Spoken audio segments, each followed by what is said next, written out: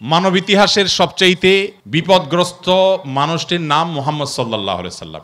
মুহাম্মদ সাল্লাল্লাহু আলাইহি সাল্লামের চাইতে বেশি বিপদ সংকুল ছিল এরকম কোন মানুষের জীবন আপনি দেখাতে পারবেন না। এটা আমার বক্তব্য নয়, খোদ তার বক্তব্য। নবী সাল্লাল্লাহু আলাইহি সাল্লাম বলেছেন, আশাদ্দুন নাসে বালাআন আল আম্বিয়া সুম্মাল আমসাল ফাল আমসাল। সবচেয়ে বেশি বিপদগ্রস্ত ছিলেন, সবচেয়ে বেশি কষ্টে জর্জরিত ছিলেন নবী রাসূলগণ। এরপর নবী রাসূলদের সাথে যাদের যত বেশি সাদৃশ্য, যত বেশি মিল হবে, যাদের মধ্যে নবী রাসূলদের আদর্শ যত বেশি থাকবে, তাদের জীবনে বিপদ তত বেশি আসবে।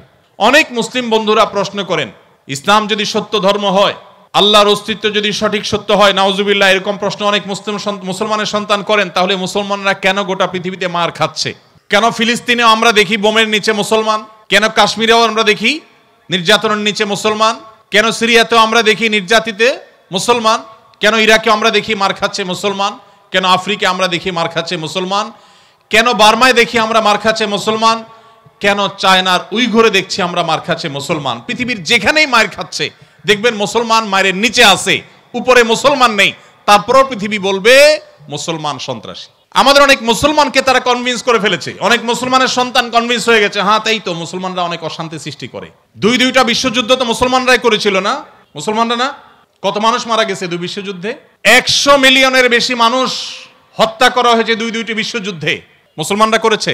মুহাম্মদ সাল্লাল্লাহু আলাইহি সাল্লাম তার আদর্শকে পৃথিবীতে প্রতিষ্ঠিত করতে গিয়ে 27টি যুদ্ধে তাকে সশরীরে অংশগ্রহণ করতে হয়েছে। 27টি যুদ্ধে তিনি অংশগ্রহণ করেছেন।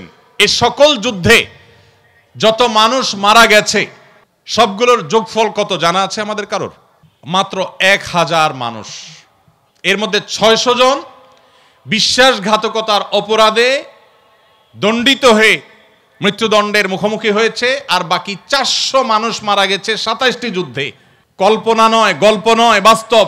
এই জন্য বলেছি সিরাতের বই খোলেন, বিবেক খুলে যাবে। গোটা পৃথিবীতে ইসলামকে প্রতিষ্ঠা করতে গিয়ে মুহাম্মদ সাল্লাল্লাহু আলাইহি সাল্লাম 27টি যুদ্ধে অংশগ্রহণ করেছেন, সেখানে মানুষ মারা গেছে মাত্র 400।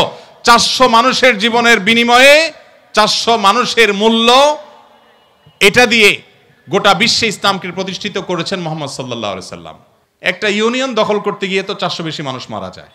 আজকের পৃথিবীর মানবতার সবক দেওয়া মানুষগুলো পাখির মতো মানুষ মেরে যেখানে সমান করে ফেলছে, সেই মানুষগুলোই আবার মুসলমানদেরকে বলে যে মুসলমানরা নাকি সন্ত্রাসী, মুসলমানরা নাকি পৃথিবীতে অশান্তি সৃষ্টি করছে। অথচ গোটা পৃথিবীর যেখানেই মার চলছে, যেখানেই যুদ্ধ চলছে, আপনি দেখবেন অস্ত্রের নিচে তাকালে দেখবেন মুসলমানের চেহারা, আর কোন ধর্মের মানুষের চেহারা আপনি দেখতে পাবেন না। সে আফ্রিকা থেকে নিয়ে বার্মা পর্যন্ত কোথাও আপনি দেখাতে পারবেন না।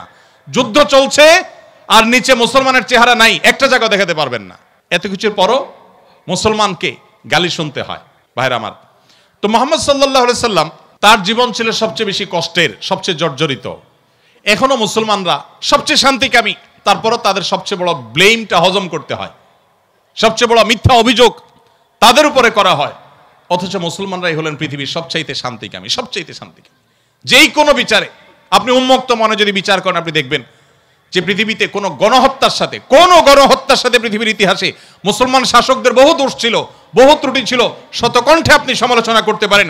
আজকের বিশ্বের মোড়লরা যেভাবে গণহত্যা করছে, পাখির মতো নির্বিচারে মানুষ মারছে ফিলিস্তিনের মাটিতে, আজকে পৃথিবীর বিভিন্ন প্রান্তে তারা যেভাবে মানুষ খুন করছে, সেই মানুষগুলাই যখন কোনো ভিডিও ফুটেজে দেখেন ফেসবুকে, ইউটিউবে, তারা হেলিকপ্টার নিয়ে তাদের সেনাবাহিনী গিয়ে একটা গর্তে, কোনো একটা ড্রেনে কোনো কুকুর ছানা পড়ে গেছে, একটা বিড়ালের ছানা পড়ে গেছে, সেটা উদ্ধার করার জন্য তারা লেগে গেছে, আপনি তখন বলছেন ওয়াও কত মানবিক তারা। সেই তারা যখন কুকুরের জন্য বিশাল বড় হসপিটাল করছে, আপনি বলছেন কত মানবিক তারা। অথচ এরাই নির্বিচারে পাখির মতো মানুষ হত্যা করছে। এবং অনেক সভ্য দেশ আছে যেই দেশে শুধু ফিলিস্তিনি নির্যাতিত ফিলিস্তিনিদের পক্ষে পতাকা নিয়ে আপনি রাস্তা বের হবেন, রাষ্ট্রের আইন অনুযায়ী আপনি অপরাধী বিবেচিত হবেন। এখনো আছে, এই সভ্য পৃথিবীতে আছে। তো যাই হোক, প্রিয় নবী সাল্লাল্লাহু আলাইহি সাল্লাম যে দিন রেখে গেছেন, এখানে মুসলমান কোণঠাসা থাকবে, এটাই স্বাভাবিক। আমার কথা গেছিল সেখান থেকে যে অনেক বন্ধু বলে কেন মুসলমানরা এত মায়ের খাচ্ছে যদি ইসলাম সত্য হয়। হ্যাঁ, ইসলাম সত্য যে তার প্রমাণই এটা যে মুসলমানরা মায়ের খাবে। মুসলমানরা কখনো জুলুম করবে না, জুলুমের শিকার হতে পারে, মুসলমান কখনো জালিমের আসনে যাবে না। ব্যক্তিগত পর্যায়ে মুসলমান জালিম থাকতে পারে, সামগ্রিকভাবে বিশ্ববাসীর উপরে জুলুম এটা ছড়িয়ে দিবে জুলুমের স্টিম রোলার চালাবে মুসলমানরা সামষ্টিকভাবে, এটা কোনোদিন হয়নি, ইতিহাসে কোনোদিন হবেও না। অতএব যারা মনোবেদনা আছেন, কষ্টে আছেন, বিপদে আছেন, ভেঙে পড়েন যে এত বিপদ কেন, তারা নিজেদেরকে অনেক সময় মনে করেন যে আমি অপরাধী। না, এটা বরং সান্ত্বনার ব্যাপার। যে যত ইমানদার হবে তার জীবনে যত পরীক্ষা আসবে তার থেকে তত কষ্ট করতে হবে এবং কষ্টের মধ্য দিয়ে পার হতে হবে। ইমানদারের সাফল্য হলো যে যত কষ্টই হোক না কেন, একভাবে না একভাবে কষ্ট শেষ হবে। কোনোভাবে যদি শেষ না হয়, মৃত্যুর মাধ্যমে শেষ হবে। এরপর যদি আল্লাহ তাআলা আমাকে জান্নাত অফার করেন যে বান্দা তুমি অনেক কষ্ট করেছো, তোমাকে আমি জান্নাত অফার করছি, তাহলে আমার সারা জীবনের কষ্টের বিনিময়ে অনন্তকালের জান্নাত পেয়ে গেলে এটা নিশ্চয়ই লাভজনক ডিল। ভাইরা আমার, দুঃখ বা কষ্টে যখন থাকি তখন আমরা সাধারণত এই বিষয়গুলোকে এভাবে অনুভব করতে পারি না, একটু কষ্ট হয়।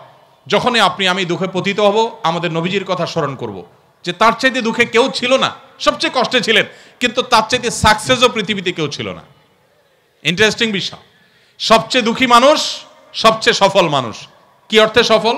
ওই যে তার মিশনকে তিনি সবচেয়ে ভালোভাবে বাস্তবায়ন করেছেন।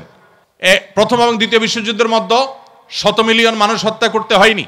তার আদর্শকে তিনি পৃথিবীতে অত্যন্ত চমৎকারভাবে প্রতিষ্ঠা করে গেছেন, সবচেয়ে শান্তিপূর্ণভাবে, সবচেয়ে কম মানুষের জীবনের মূল্যের বিনিময়ে।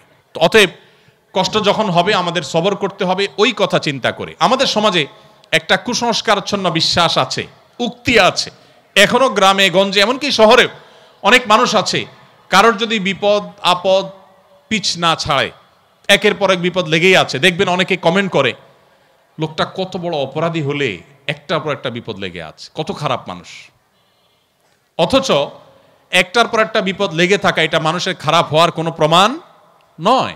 একটা মানুষ ফেরেশতার মতো ভালো মানুষ হয়েও তার উপরে বিপদ হতে পারে, বরং কখনো কখনো লাগাতার এবং ধারাবাহিক বিপদ এটা তার সততার, আল্লাহ ভীরুতার, আল্লাহর নেককার বান্দা হওয়ার প্রমাণও হতে পারে। তো এই জন্য আমরা যারা বিপদগ্রস্ত আছি তাদের জন্য সান্ত্বনা হলেন নবী করিম সাল্লাল্লাহু আলাইহি সাল্লাম। আল্লাহ আমাদেরকে ধৈর্য ধারণ করার তৌফিক দান করুন।